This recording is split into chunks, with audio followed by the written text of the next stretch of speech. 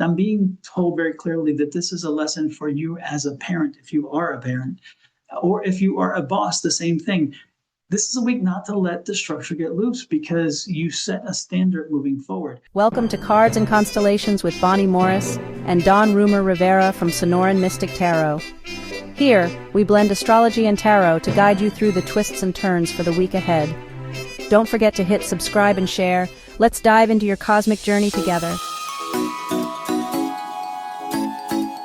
Now, as always in astrology, we begin with the moon. This week on Wednesday, the 24th at 12:10 in the afternoon, in the sign of Leo at 2 degrees 7 minutes, we have a new moon. That's when the sun and the moon are conjunct. And that's when you set intentions. What is it you want to work on? What project are you going to take on? And then you want to make sure you've written those intentions down, because when we have the first quarter moon in Leo, which isn't until April 23rd of 2026 at 3 degrees 56 minutes of Leo, that's when you do all the work on this project. So you have to have those intentions to know what you're doing. Then the full moon, that doesn't occur until January 22nd of 2027 at 2 degrees and 14 minutes in the sign of Leo. And then, of course, that's when everything becomes lit up and you can see what all's going on and you can make changes where you need to. And then wait, pivot away and wait for that last quarter. The last quarter does not come until November 20th of 2027.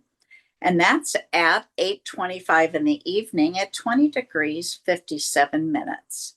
Now we have 3 void of course times on the 21st at 12:51 in the afternoon at 20 degrees 5 minutes. And that's all the way until the 22nd at 5:26 in the morning when it moves into the sign of Cancer. All times that I give are Phoenix, which is Mountain Standard Time. On the 23rd at 5:41 in the evening at 21 degrees 5 minutes, all the way until the 24th at 8:29 a.m. when it moves into the sign of Leo. And last, on the 26th at 4:01 a.m., 24 degrees 34 minutes until 1:56 p.m. when the moon then moves into the sign of Virgo. Now, let's take a look at what we have for Virgo. Well, effective last week, Mercury went into formal retrograde. It's been in its pre-shadow before that for about 2.5 weeks. So things have kind of slowed down. Communication, technology, and there's a sense of looking backwards. Friends, family, loved ones come back from the past during a retrograde. You may get a phone call from someone you haven't heard from in ages, and old lovers do return. But as quickly as they come, they can leave when retrograde is over. So be cautious there. Now, this week on Wednesday, the 24th, we have the sun and the moon conjunct, making the new moon. Remember, I just reminded you, set those intentions, write them down so you know where they are. That's, oops, I'm sorry, my phone just moved. Just 1 second here. The sun remains opposite of Pluto, as was last week. There is that tension between the two, your personal identity and the forces of change that Pluto demands, both internal as well as external change. There can be a power struggle, to be careful. Jupiter is conjunct with the moon while it is squaring Saturn. Generosity, kindness, optimism, spiritually curious, and creates a home with laughter. Given all of that, there is still a need for emotional security. Without finding it, you will get it via self-protection. Sometimes difficult trusting others. You may guard your feelings. Be cautious, that can lead to loneliness. Neptune and Saturn continue to dance between Aries and Pisces and back again through their retrogrades. They are both in a sextile to Uranus, which gives you excellent problem solving skills, and your dreams may lead into reality. The moon is in a square with Neptune. This can lead to blurred boundaries. You may find yourself deeply sensitive, and you are in for a special moment in your life, a spiritual connection. And you may have a problem distinguishing your own feelings from others. And that can be confusing and also unrealistic. At the end of the week, the moon will be in a square with Uranus, a sense of inner restlessness, feeling misunderstood, maybe drawn to alternative lifestyles. You find it hard to conform to traditional family roles, and things are highly charged. Things feel intense, and you feel very vulnerable. If you're struggling with emotional balance, feeling the weight on your shoulders. Dawn, what do you have for Virgo?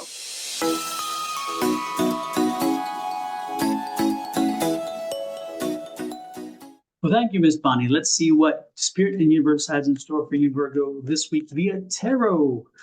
Spirit and Universe, please tell us what is in their best interest. Had a jumper already. We'll take that one. We'll take them as they come if they happen that way. I don't often get jumpers, but this week the jumpers are crazy.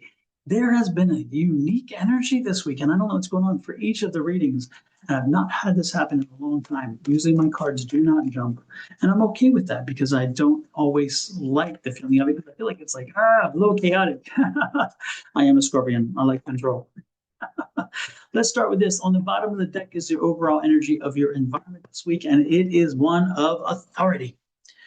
This is a week where you're going to find authority and requirements and rules and regulations to either be a benefit to you or a hindrance to you. So don't be surprised as you move through things that you're like, oh, you can't do this, you can do this, you can't do this. And you're going to say, why? You're going to be like, oh my goodness. So don't be surprised again. But it could help to help in an advantage too, because you may want to make a decision and it's like, yeah, that's possible, and this is how you should do it. So there may even be structure. This could also be structure, but this is also a very supportive energy, so know that. Now, your energy for the week is that of an amazing, wonderful Justice card. The Justice card is just saying, you know what? If you've been doing some good things out there, don't be surprised if they come back. This is also doing the right thing. This is a week where you step up, do the right thing. Do what is required of you, what's expected of you that you believe you owe an obligation for. So this is and this comes back to the structure because again, stay within the guidelines. Do what is required. Do what you know you need to do. You know, and this is going to be difficult because this is a change card. The change card is saying that in this week you may have been flying loose with some things. You may have been kind of skirting some things and doing things maybe, cutting corners, maybe having to speed things up or do something. Don't do it this week. This is a week of warning. This is a warning that let's make sure we stick to what is required. Let's make sure that we don't skirt any issues. We're not flexible with rules, if you know what I'm saying. Make sure this is a week where we are following the rules. We're following procedures. We're doing everything right because it's like if there's a misstep, and that's kind of this energy, there's somebody's waiting to watch you do a misstep. They're waiting for you to make a mistake. So at work, make sure all the paperwork is proper. Make sure that you are doing your job as expected.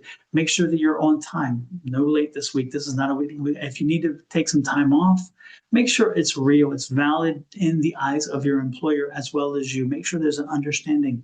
If you need to take time off, make sure that you have cleared it with your employer and that they have agreed and acknowledged that you're having the time off because that could be a pitfall here too.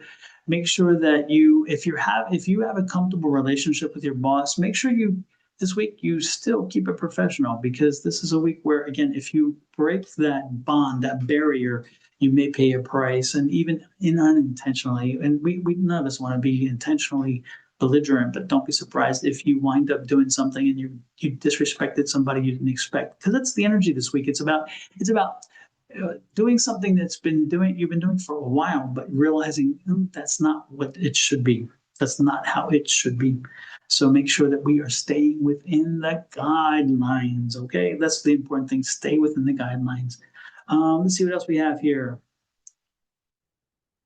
Okay. Yep. I was getting a message from Spirit Energy, and what it's also warning me about is be careful with children this week. Be careful with your children. Your children will push you, and they will push their boundaries of their environment this week. And so they're saying, be careful with your children this week. Make sure that your children are if they break rules, make sure that you bring them back into the structure. Make sure that you tell them this is not acceptable. Make sure you give adequate punishment or redirection or however it is that you help teach your child. Make sure that the lesson that they learn this week is, oh, well, that's okay. You only did it once. No, that can't be. I'm being told very clearly that this is a lesson for you as a parent, if you are a parent, or if you are a boss, the same thing. This is a week not to let the structure get loose because you set a standard moving forward. So if you're a parent, if you are an employer, if you are a boss, if you are a teacher, if you are a counselor, again, even counseling, you have to control your counseling session. If you're in any of those situations of power or authority, make sure the lines are clear. Even if they've gotten sloppy over time, make sure that you remind folks, hey, we may have this relationship because we know each other, but you have to understand that we also have a professional relationship. We have a different relationship. You and your kid may be wonderful. You may get along well, but remind them, hey, I am still your parent. Because sometimes they think, oh, he's my friend too. And it's like, oh, no. I may be friendly to you. And I love the fact that you feel that, but I am also still your parent. So I will have to instruct you from time to time. I'll have to correct you. And I'll have to let you know when you are wrong. And that's not a bad thing. So make sure you do that. Make sure that you become that figure if that's the case. And otherwise, if you're on the opposite end of that, fall in line and do what you know you need to do. Make sure that you're comfortable living within the guidelines this week. All right.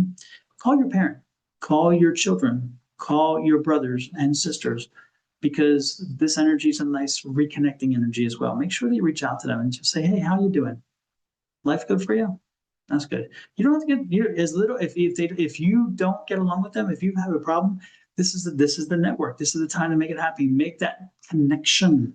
That's the call here. Make the connection. Reach out. Have the conversation. You may see how it heals so very much. Okay, I'm gonna let you go, but take that with you. Love, light, and blessings from me. It's Sonoran Mystic Tarot and my family, and Miss Bonnie and her family, to you and to yours. Additionally, hit that subscribe button in the lower right hand of the screen. I would appreciate it. So, Miss Bonnie. Additionally, if you are on Sonoran Mystic Tarot at this time, pop over to Your Love Goddess, which is Miss Bonnie's channel, and hit subscribe. If you're on her channel, please pop over Sonoran Mystic Tarot, which is mine, and hit that subscribe. When you do, you get our individual content because we don't always work together. And so therefore, if we go live or we post something, we will find our way to get the message to you and save you the work. That's the cool thing about the subscription part. Until next week, love, light, and blessings from us both and our families to you and to yours. Have a great one. Bye-bye.